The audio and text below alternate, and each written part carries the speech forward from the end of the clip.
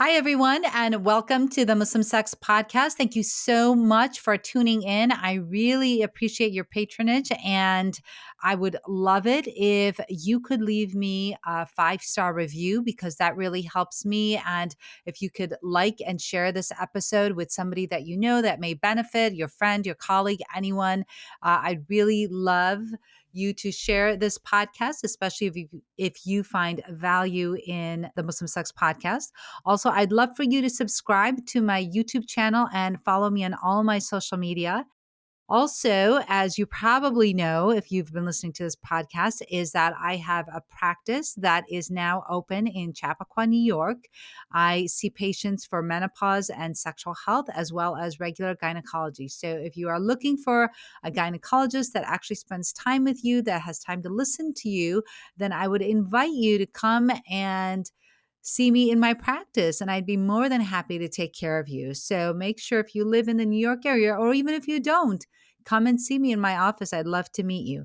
And also, last but not least, is that I am hosting again my retreat in Morocco for 2025. So if you are looking for a gift for a family member, a friend, yourself, make sure you take a look at our retreat, the Love and Nourish retreat. It will be held September 19th through the 26th, 2025. Again, this year in Morocco, we will be visiting the same towns. We will be in Marrakesh and Essaouira. And as always, we will be providing information and lectures on menopause, perimenopause, nutrition, and also going for cooking classes as well as excursions. So don't miss out. I know a lot of people were sad when they missed out this past year on the Morocco retreat. So make sure that you go and visit the Love and Nourish retreat hosted by Caria Retreats. And now onto the episode. I am an American board certified OBGYN, a mom, a Muslim, and I'm talking about sex.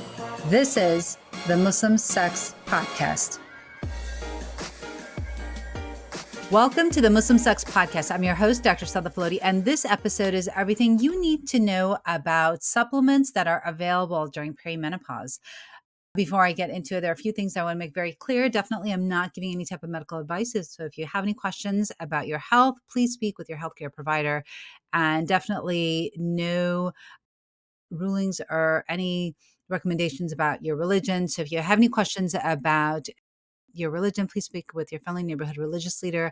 This is the Muslim Sex Podcast because I'm just a Muslim woman that happens to talk about sex. So today I'm super excited to have on with me the co-founders of a supplement that recently came out. It was last year. Is that correct? Yes. Yes. It's called NNABI, and it is a supplement that women can take during perimenopause. So I'd love for you to introduce yourselves and then give us a little bit of the backstory of what was the motivation for the creation of these supplements. Yeah, sure. Thank you. Thank you for having both of us. We're so excited to be here. Marina and I have met, I think at this point, like 12 years ago. It goes way back. So we've known each other for quite some time as colleagues way back in advertising. And we remained friends, and just, kind of over the years of friendship, we've shared fair share of each struggles that we had with hormonal wellness / balance issues that a lot of women go through. And Marina can talk about hers, but, I grew up having PCOS, which I actually did not realize until I was in my mid-30s when I was exploring more fertility exploration. I think that's when a lot of women like ourselves learn about our body finally. Because until then, you're like, get on a pill, like don't get pregnant until you get married, right? Like, at least coming from also my background, I'm from South Korea. So definitely grew up in a very conservative world, talking not so much about any of these things. So long story fast forward, I mean, it's really kind of, we knew a lot about, between two of us, just sharing a lot of information. We knew enough about, we thought, hormonal wellness and the issues that women are having. But then we actually realized that, so that's kind of the start of the conversation. But then when we, doing research, when we found that actually there was a such thing called perimenopause. I mean, with menopause, we knew a little bit about, but then perimenopause, that was like way before menopause. And we both are in it. And then we're kind of looking at each other like, but neither of us know about it. Like that, isn't that weird? Because we know a lot more about it, we thought. So that was really the sort of the a bit of the light bulb moment for both of us. And we still remember where we were when that happened. So that was a moment. And I think that's when we realized that, well, we're in it. Wonder why we were going through a lot of different experiences that were not they're not pleasant, frankly. And we were really shocked by how little things are out there. And this was about 4.5 years ago at this point. So we wanted to leverage our experience, professional, personal, and all the resources that we had available to just start something because there was just really nothing. So that Yeah. was really the beginning. But Marina can share a little bit about her personal experience. Yeah, you've pretty much covered it. It's just to reinforce the fact that you many times learn as you go, that there's not a lot of education available. So this has been the case for both of us. Just I dealt with endometriosis growing up and just like suck it up. Periods are supposed to be painful and just like take, this pain medication or birth control pills, and and you go with it and get these surgeries. And it was very tough, and it was very tough when I wanted to get pregnant because I had all these fertility issues and surgeries that I had to go through. And then I found out about perimenopause, which actually we found together, with EJ. What is perimenopause? We are both in it. And as EJ just said, it was so shocking that we remember where we were, what we were doing when we knew about this, and when we knew that we had to do something about it. So it's and for every woman that you speak with, they have had their fair share of struggles in different aspects of their hormonal journey growing up. And then with perimenopause, just finding out they are in perimenopause, and not having the knowledge and resources to do a lot about it, and having to kind of play it by ear and do things as as you're going through it, versus being aware of it and being prepared the same way that you are prepared by if you're lucky enough, your mom that will tell you about your period when you're growing up and what to expect.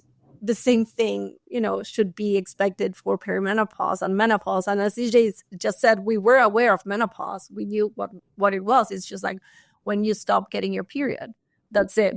But there's not, there's not more, and hot flashes. And there was not much more information out there. So this is all to say that there's a massive gap of information and education that it's a disservice for women during this stage of our lives, just like really being so lost and so just like not informed. So that's where we come in. We need to change that for ourselves and for our friends and the women that are going through it right now. And the ambition is to really impact the generation that's coming next, for them to have the resources, the knowledge, the education, and the solutions if they choose to do something about that. But at least just like knowing what's coming and being able to be prepared, and just like have the resources to make decisions. All right, absolutely. So, I definitely agree with you. So that is a big, big problem that we are absolutely noticing in obstetrics and gynecology, is that, even in our residency, we tend to focus just on the reproductive years. So we don't, I mean, in my residency, we never talked about perimenopause. Forget perimenopause, not even menopause. It was the whole WHI study that came out that basically said, estrogen is bad for women. And then after that, we never learned anything at all. And on top of that, we never learned anything about sexual health either. So, these two things, absolutely, these topics are topics that are not ever hardly ever. I mean, hopefully now things are changing. I mean, I'm an adjunct professor at one of the medical schools here in New York, and so I give lectures on menopause and perimenopause and sexual health. But I don't know of any other place that right now is talking about these topics, unfortunately. And we are now in 2025. You know, you would think that the medical schools and the residencies would catch up. I mean, even as recent as 2021, you know, I was part of this residency program, and I know for a fact that they were not talking about menopause, perimenopause, any of those things. So hopefully things are starting to change, but you know, I don't know if you know how soon they will be. And also to your point, right? Like, if our moms never learned about it, then how could they teach us? And that was something that my mom said. She Yeah, said, you know, when I said, gosh, mom, you know, you never told me about like sexual health or this menopause. And she said, how could I teach you if I didn't know myself? And if my mom didn't know about it. So, you know, it all goes back to education. So I really applaud you for really trying to spread that information about perimenopause and how important it is and how early those changes can happen. totally. And I think that's also been part of discovery. We, of course, started with them. All the medical research is out there. We try to educate ourselves what is out there before landing on the fact that, oh my goodness, doctors actually do not learn this in med school. That Yeah, was shocking. yeah, And but yeah. also understanding that healthcare system, women are suffering, and as we were speaking. So it was kind of like, whoa, there's nothing. And the medical school, it's gonna take a while till medical system to actually acknowledge. It wasn't even the blaming the doctors, it's more like the system was not covering this topic. And so that was really where like, okay, then somebody has to do something. And I think we're at that sort of generation where we have so much intelligence, and also we grew up very much like, you own your own destiny, you help yourself, right? So I think we're at a time, at the right time, that we know more. So we have to use that information for good, right? So this is where we felt that we had to do something. I'm sure there are many people out there who felt that they needed to do something. I think we kind of like came at the right time. And frankly, like 4.5 years ago, when we were talking about perimenopause to people, they're like, "Mimi, menopause?" We're like, no, that's not the same. And that's a whole nother discovery as well. Kind of, we started with a more menopause as a broader blanket kind of term, because that's kind of what you grew up hearing about. But then once you actually really understand the hormonal wellness journey in midlife, there was a whole lot of a station beyond just that one day of menopause. One day, which is still shocking to a lot of women today. So we wanted to talk about, wait, so menopause is one day? Oh my goodness. And we live in post-menopause world until we die as women? Then what happens leading up to your point, as Dr. Lodi starts earlier, like in mid-30s, right? And depending on your circumstances, like, sometimes people start pretty early too. So for us to say, to realize, whoa, this thing starts in like mid-30s and you're in this station for quite some time in the dark, and it is not pleasant experience if you don't do nothing. How terrible. So, and this is kind of where, well, we're angry, we're upset, but we kind of wanted to use the energy to be more productive, to do something about it. Was education is the first, and that's why NNABI is built as an education first company. So we do a lot of educational like bits and social media and webinars and session like this with doctors like you, like to talk about it so that more people hear about it. And it's not a disease. It's something that we all go through as women. So we want to just spread the words and, share stories, because I think that's where we begin to see some changes and more women opening up. So that is really what excites us and fuels us to kind of get up every day and keep pushing for this agenda of talking about this very underserved topic of perimenopause. And we purposely built NNABI to be single-minded. We are Team Peri. We are very much focusing on everything that we do to support women in Peri for a reason. Women in this sort of mid-30s and 40s and even early 50s, we're looking at each other and say, wow, not only ourselves are in it, we also know amazing kick-ass women in this life stage doing amazing things. They're creating, they're, adding value to society. They're, growing our families, and there's just so many things that this woman is doing. So we felt that it was more than just the taking care of the biology aspect of it, but really as a result of her taking care of herself better during this time, there's so many other potential that we can experience externally. And we wanted to make sure that we're bringing that out. So it's a little bit more like mission led beyond just taking care of perimenopause and redefining perimenopause, so that these women, again, us and our friends and our colleagues and the next door neighbor, they're all kind of living in a, better place because we're all contributing better, because we're in a better state. So it becomes a much bigger mission than just being a supplement company. And that's something that we tend to emphasize because that's really what's driving us on a daily basis.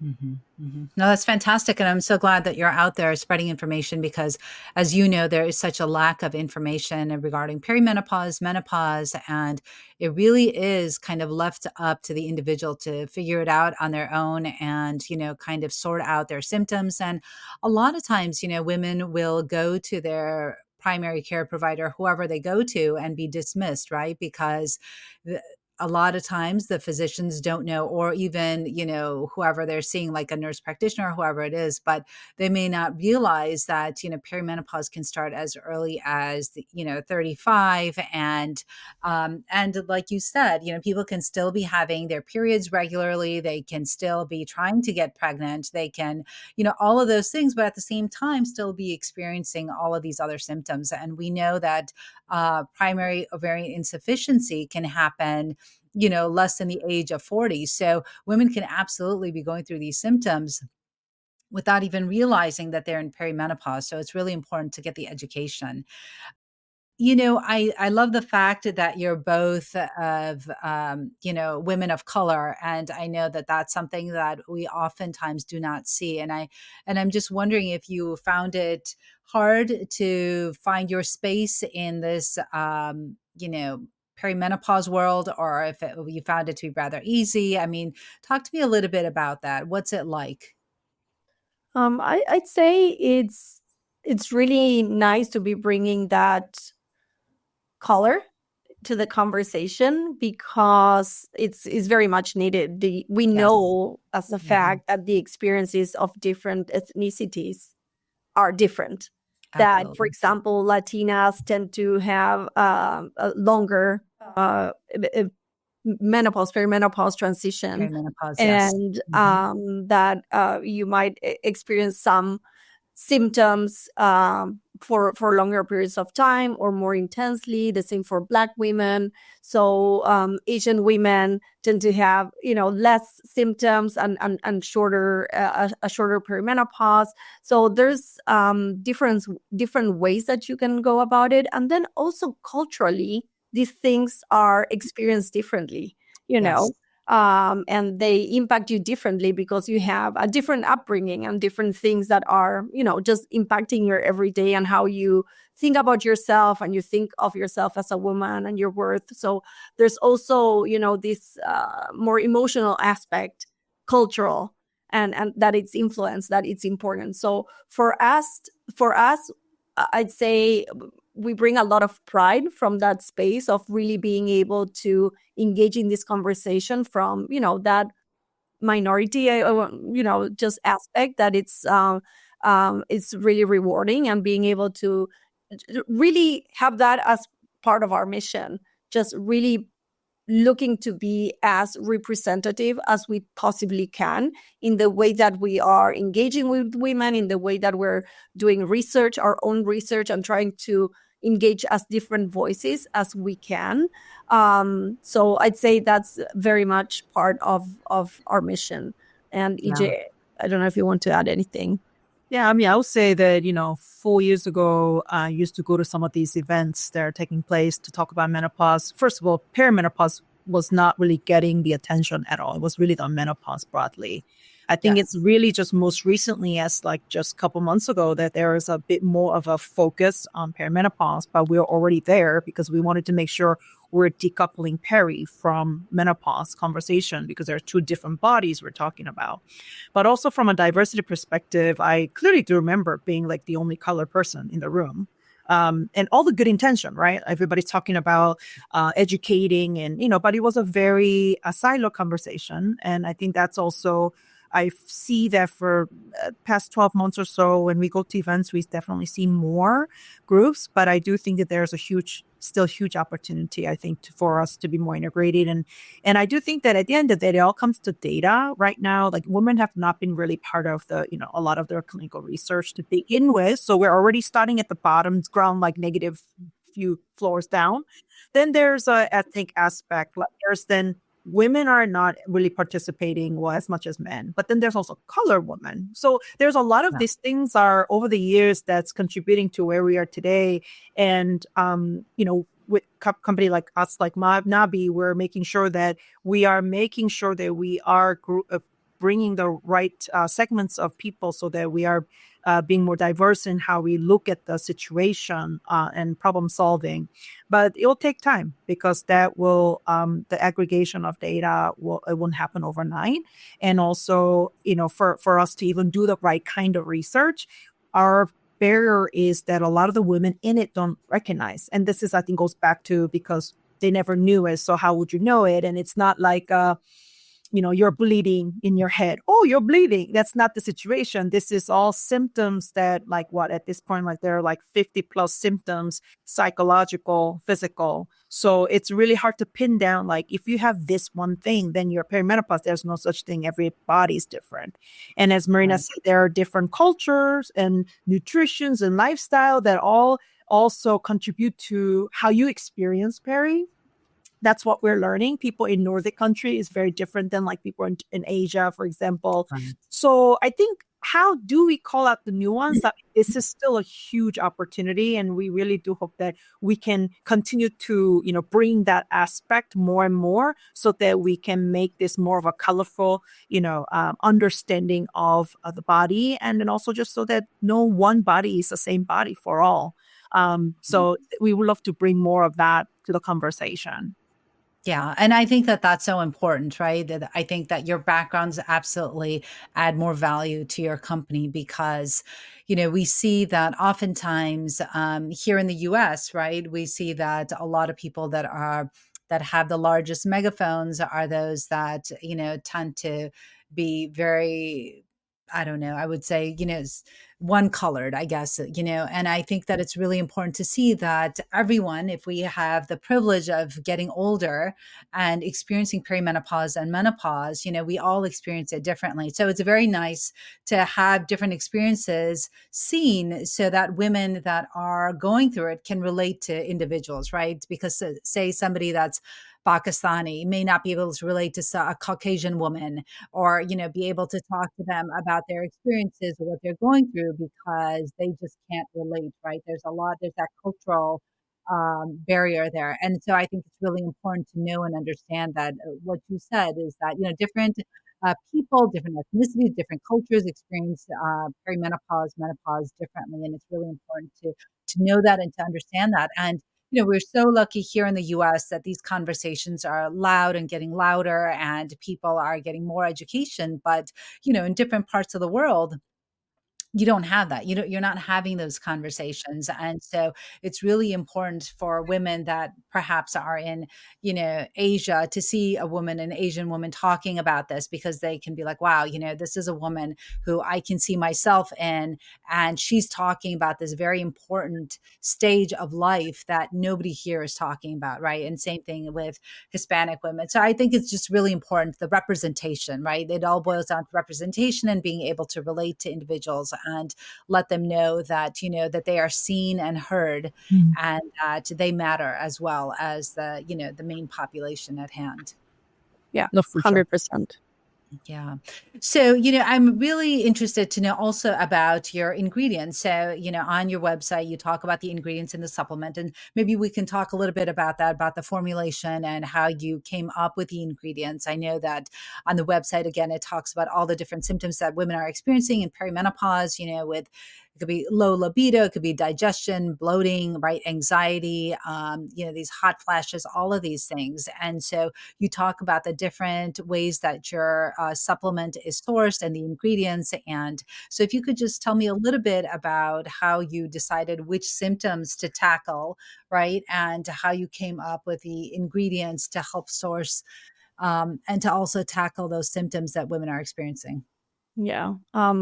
So let's start from the focus of the company, which is perimenopause. So really focusing on perimenopause. When we came to this realization of there's something that it's called perimenopause that no one's talking about, that we're in it, that all these symptoms that we are experiencing, it's not our lifestyle, it's not that we're crazy, it's our hormones, and just really making that connection gave us a lens to look at what we wanted to do. So first of all, when we came into the market, we saw that there was several menopause propositions, and then also products that were focused on peri/menopause, which it's not such thing. There's not such thing. Your body in perimenopause is different than your body in menopause, and what it needs is different as well. So we wanted to look at the perimenopausal body and what needs to be supported. And then also, as we were looking at it, we were seeing all these different needs that were called out. Do you have sleep issues? Do you have low libido? Are you experiencing mood changes? Are you experiencing gut or digestive issues? So it was all very just separated.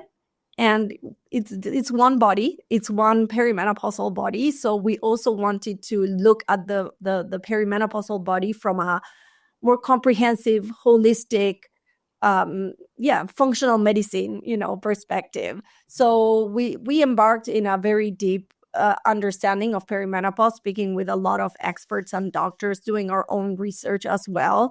And then what we wanted to create was the most comprehensive product that could be available in the market, natural product. EJ has these, she came into this saying, I don't want needles, I don't want, like things that are too, like too strong or too, aggressive. I want something that is very natural, very gentle. So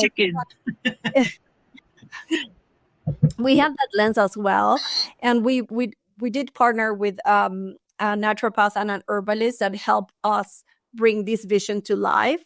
So we understood that what happens in your body during perimenopause are these crazy hormonal fluctuations that are causing different symptoms and are affecting different areas of your body. So we understood that there were 5 key areas that get affected during perimenopause: is your nervous system, your immunity, your digestive and liver functions, inflammation, and blood sugar.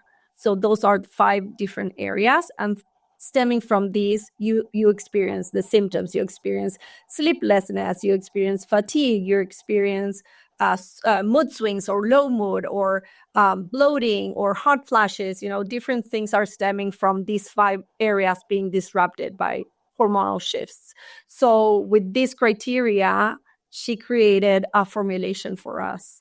And what we looked when we were creating this formulation was to have very few high quality ingredients that you would be able to take over a long period of time, because we know that perimenopause can last years.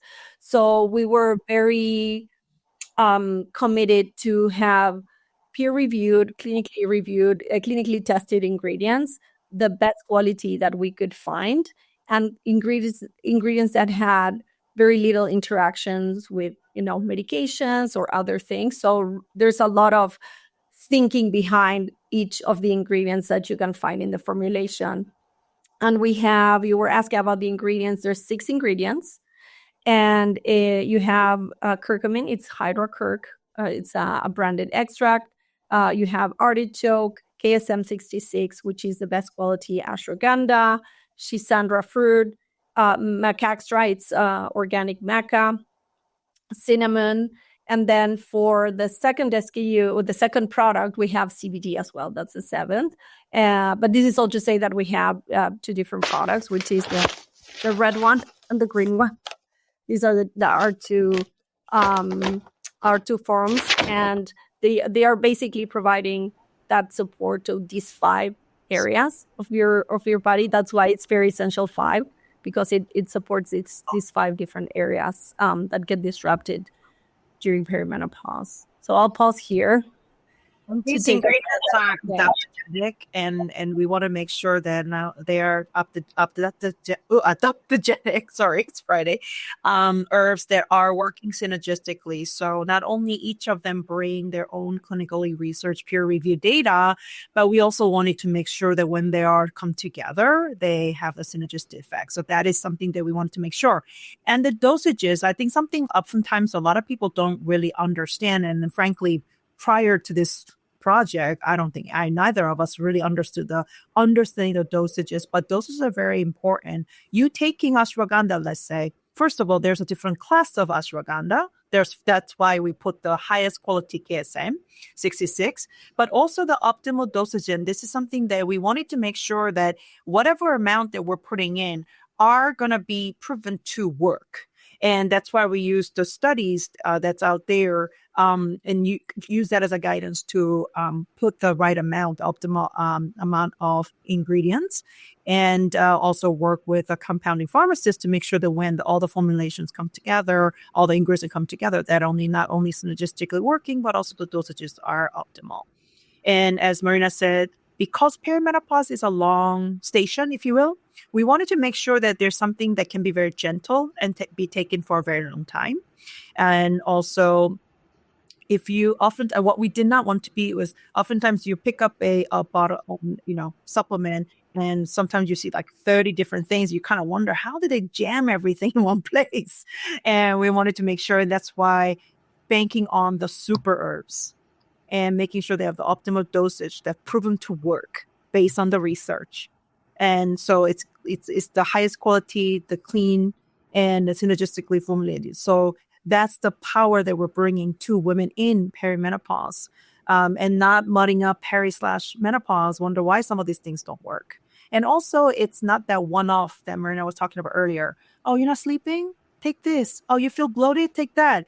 Then first of all, women have to take like 20 different things. And when you're taking individually different things coming from different places, you could be underdosing, overdosing things without you knowing it. And you might be getting something access that you may not need to your body. So we wanted to just cancel all of that, streamline for a woman so that it's effective for your body. We made it specifically for perimenopause, and also most comprehensive, so that really helping restore these 5 key areas, which are the root cause of all the symptoms that you could experience. We wanted to address like 10 most annoying symptoms. And that's how we wanted to make sure that our product is most comprehensive and then really powerful at the end of the day, because we are the consumers and we want to make sure that we're not cutting any corners and we're bringing the best of the best. And we're proud to say they were the first of the kind to do it the way we did it. That's awesome. So I'm curious to know, do you know of, you had mentioned about just, one supplement that you're taking. So these Perimenopause has 5 essential ingredients or right, the Peri 5. And then you said, but it has 6. So does it have 6 ingredients? And then with the CBD, there's 7. But it says essential 5. So maybe you could just clarify what that is. Yeah, so Peri Essential 5, think of it as our flagship, Peri Essential 5, and within there's a regular version, and we have the version that has a regular version plus sub CBD. So they both have the same base. It's just CBD version has a CBD as a plus sub. So the reason why we're calling Peri Essential 5 is because really at the end of the day, it's not about the number of ingredients. It's really the key areas of health that we are supporting. Oh, yeah. So that's why, as mentioned earlier, it's about your nervous system, your blood sugar, your digestive liver system, your inflammation, your immunity, those 5 key areas that are most disturbed as a result of our hormones doing its own thing, whether we like it or not. And those are the 5 areas that we really wanted to support naturally using the authentic super herbs. And as a result, this set of about 10 plus symptoms that you could experience. And again, that's the thing. What I'm experiencing might be slightly different than what Marina is experiencing. So it's like there are about 10 plus symptoms that are most common and most annoying, both psychological and physical. We wanted to make sure that we are helping with this most comprehensive formulation that can support various experiences that you may be having. Sure. So then would a woman, say a woman starts taking this in perimenopause, would they stop in menopause or would they continue to take it? It's funny you're asking because we obviously built this for the marketplace where there's no peri-specific solution, Right. right? Yeah. We do have some friends who are in menopause already. So technically they're in post-menopause, right? So menopause is just one day that you haven't had your menstruation for 12 months. So a couple of our friends are like, EJ, Marina, we don't have anything out there. Like, is it okay to take this? And in fact, we have some fans out there actually taking, because if you think about 5 key areas of health, whether you're in perimenopause or menopause, actually those 5 areas still exist of your health, 5 areas that we mentioned earlier. So we encourage it if somebody wants to pursue and taking our Periessential 5, welcome that. But we also ask them to make sure, if they're taking anything else. And also, generally speaking, we do know working with our formulators and, as a part of this R&D process, we do know that in menopause body, meaning technically post-menopause, we want to make sure that you're taking care of your bone health, your heart health. That's not as pronounced in peri. So we want to make sure that, our friends in the post-menopause world are supplementing something to make sure that they are taking care of some of this bone and heart area that this particular formulation is not calling out. But we know that in post-menopause stage, it's very important to take care of that. So we welcome everybody who wants to try, but we wanted to make sure that we are filling in the gap that exists today, which millions of women in perimenopause sitting in the station for up to 10 plus years without really no dedicated solution. So we want to make sure we're serving that group. But then along the way that we definitely have people who are have moved on to the postmenopause, but they're still benefiting from what we brought to the world. You have HRT in menopause, postmenopause. So HRT it's a more viable option than it is in perimenopause. And you can still, this product is crafted to be taken with HRT if you decide to do that. Like it's something that that works. But in perimenopause, it's harder to, you don't have access to HRT, or you have less access, let's say, properly to HRT. HRT in perimenopause is off label to begin with, and then not everyone is a good candidate for HRT during perimenopause. And if you are, maybe this might be, in the later stages of perimenopause. So, what we're seeing is that first of all, there's a lot of research that still needs to be done in this space, both in perimenopause and menopause. And I love your perspective there, Dr. Lodi. And then it's, it's just like perimenopause. There's really this gap and this need for solutions that will help you support a lot of things that are happening with your body that that are really impacting your well-being during this time. Sure. Sure. So actually, we do give women hormone therapy. We give menopausal hormonal therapy in perimenopause. We do that because of the hot flashes and the night sweats. And we know that the only thing FDA approved for vasomotor symptoms is estrogen. And so we definitely do give it.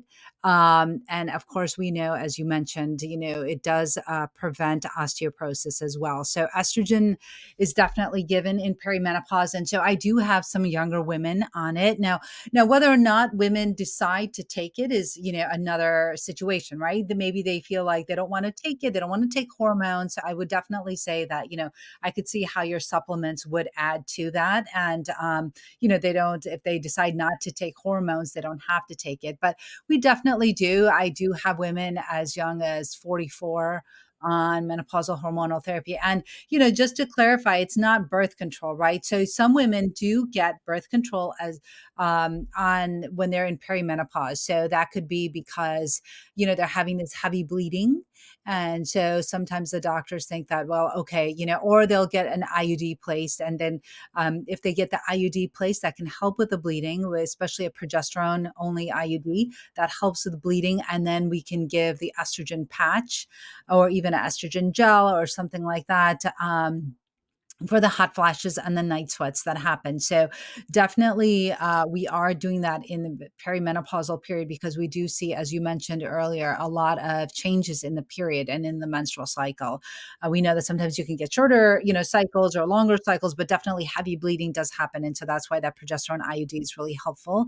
And sometimes, like I mentioned, some women will go on birth control pills just to kind of level out and fix their hormones, as you mentioned, and I think you have a picture of this on your website where the hormones are kind of like all over and crazy. And that's true that does happen in perimenopause. There's such a fluctuation, and the change in that estrogen level is what's causing the symptoms that we see a lot of times in the perimenopause with the hot flashes, the night sweats, and all of that stuff. So definitely we are giving that. But like you said, not every woman wants to take hormones early on, or maybe they don't want to go on birth control pills and they're having so many symptoms that they would rather use a supplement. So I can see where, that definitely your supplement would come in handy, and especially if they feel that they're too young. But we know that, perimenopause can start as early as 35. Really important for physicians and clinicians to start talking to patients about this, because like you said,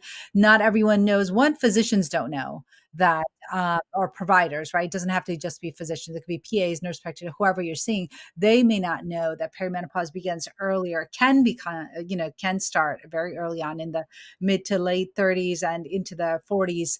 And even some women, I've had a woman that is, wow, like I think she's like 55 and still in perimenopause. She's still getting regular periods. So, for some women, it can really extend, right? And so they could be going through these symptoms for a long period of time.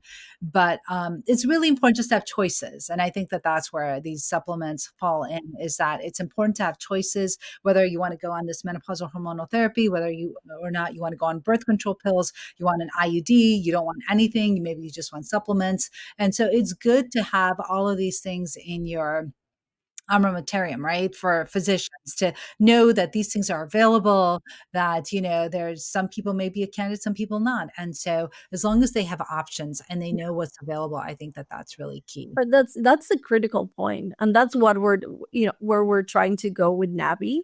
And Yeah, we call ourselves education first, an education first company, because it's have all the options, have all the knowledge of all the things that are available out there. What will they be doing for you? And then really understanding what's happening with your body, really yes. being able Mhm. to keep track of your symptoms, understand that all these, there's a huge list of symptoms that it keeps adding, they keep being more and more, that could be connected to hormonal fluctuations of perimenopause. And what you can do about it, and be able to make a decision with your, Right. ideally with your physician, with your OB/GYN or with your PCP, and just make that call. But you need to have that information and education first, just to make the best decision for you at that time. And that might change, a year after or 5 years after, because it's fluctuating. But that's so critical today, just to be able to get this information out and have Absolutely. even know. Yeah.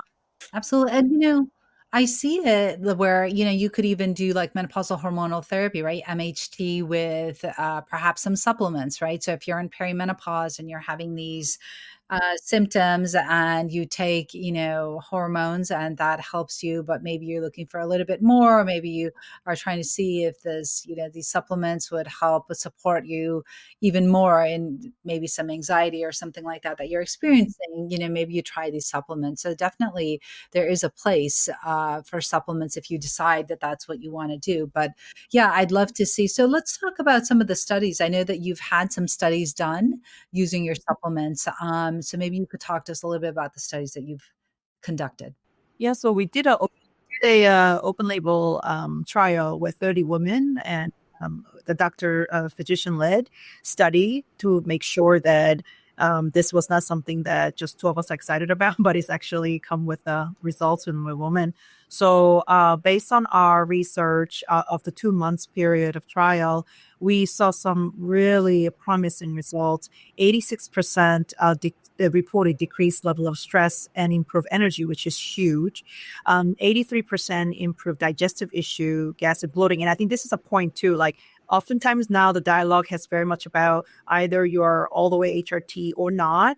But we really want, as you said, all the different ways to help yourself. And there's a bit of a playbook. So it's not one or the other, but there could be a multiple things you can take care of because, for example, alone will not help you with the digestive area. So we want to make sure that there's ways that you can complement. Why not? And we are designed to do that. And then 73%, you'll be excited about this, Dr. Loli, reported improved libido. So if you're thinking about healthy sex life is obviously very important. And if you think about the kind of complaints that people are having, first of all, it's not, number one, a symptom is not hot flash. And just something that we would just want to say.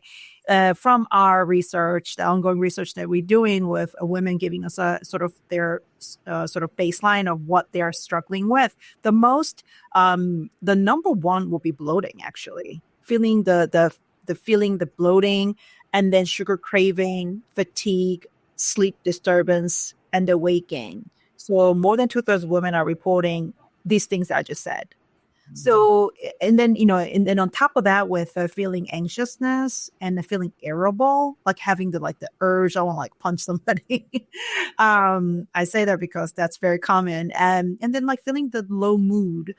So combination of these things, if you think about it, we didn't talk about sex, but all these things combination are not making you feel sexy or want to just throw yourself in those sexy time at all. Combination of all these things you're feeling. So, we often talk about painful sex and things like that. Of course, sex should not be painful. But other than that, though, also just all the things that women are experiencing, women could experience in Peri, there's all these to women not wanting to engage, women not wanting, feeling confident, want to not really put themselves in a social settings. And I think these are all impacting us on a home department, friendship department, at work department. And this impacts us in from performance, whether that's work or playing a role, your mom or your partner or whatnot. And I think or your manager, your leader, your business owner. I mean, it impacts all of us in so many different ways. And I think that all of these things, we want to make sure that we're bringing some of these understanding that, hey, perimenopause could be quite long journey. In fact, we talk about it 4 stages of perimenopause. And throughout this cycle, your body will experience different things. So really educate yourself of what your body is capable of without you knowing it or agreeing to it. And then as a result of the experience that you could have. And we encourage our community to share stories, because that's when we try to also the word normalizing conversation. What that really is, just let's talk about it. Let's just talk about it as I ate dinner yesterday. Why not? So I think this is something that we're trying to do. And what's been really interesting is once women are in an environment they feel safe and they feel like I'm not going to be judged, then they open up. And when they start opening up, my goodness, it's going to be hard to shut that door. And that's when some good stuff comes. Women are feeling, oh, I'm not the only one. Or, oh, I tried this. It wasn't for me. I tried that. It wasn't for me. Or it was for me. And then trying to share sort of tips and tricks. And that's been really encouraging people to look into different routes, because there really no one gold standard playbook out there. So that's the way that we can kind of facilitate conversations so that women individually kind of owning that, you own your body, you advocate your body, and even just going to the doctors. We actually partner with a doctor, OBGYN, and put together this ultimate Peri cheat sheet, we call it. We have a set of symptoms so that women can really try to articulate how they're feeling, because oftentimes women don't really know how they feel. They just know they feel off. But how do you help them articulate? But also when you go to this doctor's office, often they feel rushed. Not only they have a hard time explaining what they're going through and how they feel, but also they feel rushed. So we want to put together this guide to just help them do homework, prep for that doctor's visit to be more productive. And at the end of the day, we are the ones who can tell the best story about our own health and our situation, right? So we can give the doctor, and hopefully obviously have a good doctor to respond to you and give you all different options. We often say that if the doctor only gives you one option, you may want to go for someone else to get the second opinion. So these are the kind of things that we're sharing to equip the woman to advocate for her health. And at the end of the day, we want her to have options, and we would love to see women making the choice of what program, how she wants to take care of herself at the end of the day. Yeah, that's fantastic. I love that. Just to also mention, actually, there is some thought and research going into the gut microbiome and estrogen and the role that estrogen plays, and that estrogen actually can be helpful with the gut microbiome. So I think the research is still kind of lacking there, but it's starting to show up, and we are seeing how estrogen does affect. But definitely, perimenopause is a time where a lot of women will have that bloating and discomfort and gas and all of that. And I agree with you 100% where you talk about creating those safe spaces, right? Because that's really what happens. In fact, we did this when we, and Dr. Basma, because she connected us, but that's where, when she and I do our retreats in Morocco, we create that safe space, and people really open up, and that's actually one of the biggest things that we got when we did a survey after the retreat, is that they felt really safe and they could really open up and really talk about their experiences and what they were going through. So I think that's fantastic that's, what you're doing. And I think it's great because you're opening up the conversation that maybe, women just didn't feel comfortable having before. And so now more and more people are talking about their symptoms, talking about what it is that they would love to, have taken care of, and how NABI fits into all of that. Really quickly, I know we don't have that much time left, but I'd love to just hear the name. I know you and I talked a little bit offline about the name NABI and where it came from. So I'd love for you to kind of tell the listeners what it was all about. Yeah, so we wanted to make sure, obviously, Navi represents, all the good things that we wanted to represent. So we gone through some bit of a journey there, finding on the right name. But Navi in Korean means butterfly. And when I say butterfly, everybody's because people associate butterfly with love, hope, beauty, transformation. And when we were reviewing a lot of different options, we felt that, what we want the Nabi to be. Obviously, Nabi didn't have a name at the time, but we wanted to really represent and promote this amazing women who are in this stage of life, starting with us, our friends, and our colleagues, our community. And we wanted to just make sure that we are representing this amazing and extraordinary time of our lives, and also looking at all of us, kind of how amazing we all are in our own different, unique way. We wanted to celebrate that. So we wanted to bring that energy. We wanted to bring that hope and beauty and love. And again, we are going through transformative year, whether we like it or not, but this is a good thing. We celebrate and we embrace it. So Navi felt like that butterfly just felt like just the right name for what we are trying to do and what we actually stand for, stand by, and what we are. So yeah, that's the name.